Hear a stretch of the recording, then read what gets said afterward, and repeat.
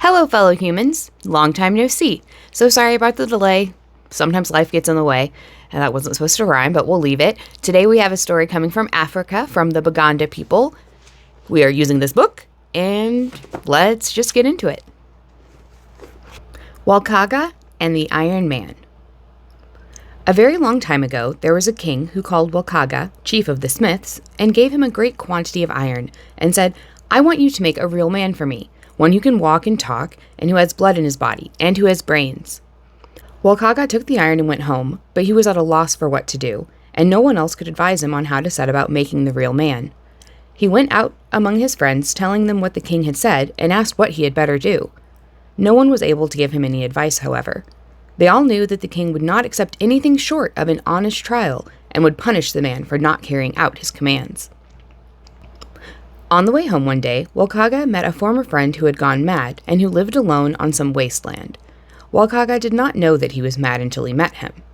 When they approached each other, Walukaga greeted his old friend, and the madman asked him where he had come from.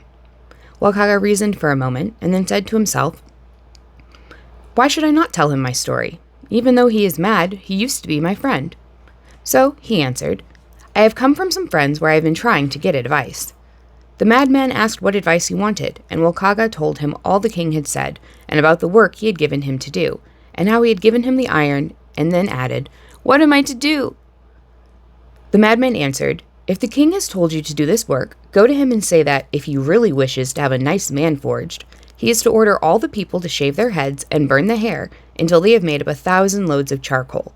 And he is to get 100 large pots of water from the tears of the people with which to slake the fire and keep it from burning too fiercely."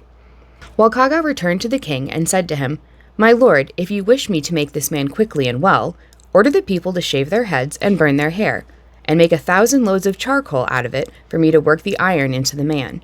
Further, make them collect 100 pots full of tears to act as water for the work, because the charcoal from wood and the ordinary water from the wells are of no use for forging a man." The king agreed to the request and gave the order to all the people to shave their heads and burn the hair into charcoal, and to collect all the tears. When they had all shaved their heads and burnt their hair, there was scarcely 1 load of charcoal, and when they had collected all the tears, there were not 2 pots full of water. When the king saw the results of his endeavors, he sent for the smith Walukaga and said to him, "Don't trouble to make the man, because I am unable to get the charcoal or the tears for the water." Walukaga knelt down and thanked the king. He then added, "My lord, it was because I knew you would be unable to get the hair for charcoal and the tears for the water that I asked for them. You had asked me to do an impossible thing." All the people present laughed and said, "Walukaga speaks the truth." The end. I really enjoyed this story. I think that it's fairly straightforward and demonstrates a really great way of dealing with tasks assigned to you by your superiors that may not be so doable or may not be necessary. And of course, to clarify, when I say superiors, I mean superiors not in terms of intrinsic worth, but within the hierarchy of the society or the workplace or wherever you are residing. You probably don't want to just say outright, "No, you're wrong, that will never ever work," to your boss or whomever. But if you just kind of go along with it and let them learn for themselves, they're going to be a lot more at peace with it. So that's an approach that personally I'm not super good at. I'm pretty outspoken and think out loud a lot. But my spouse is pretty good at this and has really, I shouldn't call his superiors dumb.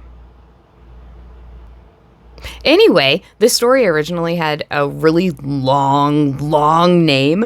Why the Chief of the Smiths was unable to create human beings, which is way too long for anyone to remember or a YouTube title. So I have shortened it to Walukaga and the Iron Man.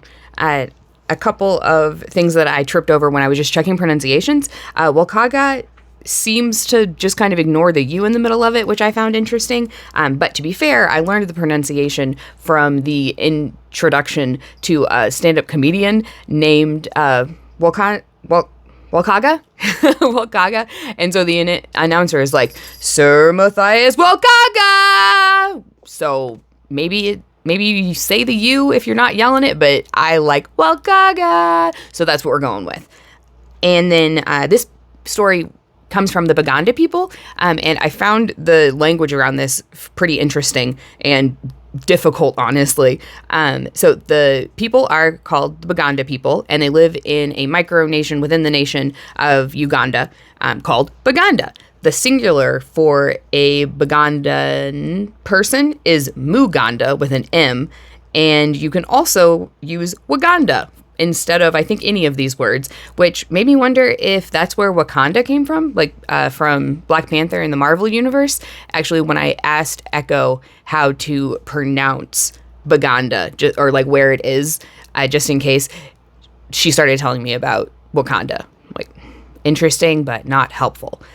So anyway, for this story's moral, it seems like the king learned a lesson in this, or we just don't know that immediately after the story ends, he beheaded Walukaga for his insolence. Who can say? But yeah, so was this lesson worth it, I guess? I mean, it didn't cost the king very much, obviously. Seems like it seldom does in these sort of situations. But we've got a whole bunch of people who have no hair and have just like cried themselves to the point of dehydration for no reason. So yeah, if you want to expand upon that, or let me know if you think that this was in any way worth it for the king or people at large, let me know. Like, subscribe, check out my Instagram, all that, and I'll be back in less than 10 days this time.